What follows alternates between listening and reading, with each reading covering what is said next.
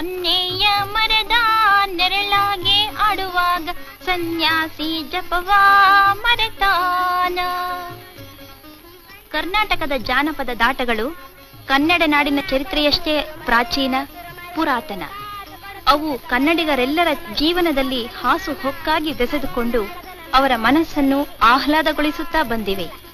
ಪುಟ್ಟ ಮಕ್ಕಳು ಬಾರದ ಮಳೆರಾಯನಿಗಾಗಿ ಪ್ರಾರ್ಥನೆಯ ಮೊರೆಯೂ ಇವರಿಗೆ ಆಟ, ಜೊತೆಗೆ ಹಾಡಿನ ಪಾಠ. ಇದು ಗುರ್ಜಿ ಆಟ.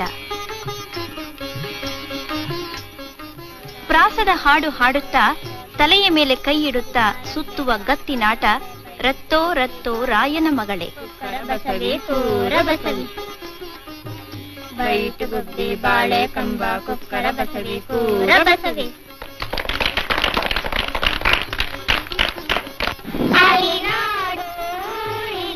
ನರ್ತನದ ಲಯದೊಂದಿಗೆ ಮೈಯ ತಿರುಚಾಟ, ಹಾಡು ಕುಣಿತಗಳ ಮೊದಲ ಪಾಠ, ಜೊತೆಗೆ ಮೈಯ ಮಾಟ ಉಳಿಸಬಲ್ಲ ವ್ಯಾಯಾಮ, ಅಚ್ಚೊಚ್ಚು ಕಲಗೊಚ್ಚು.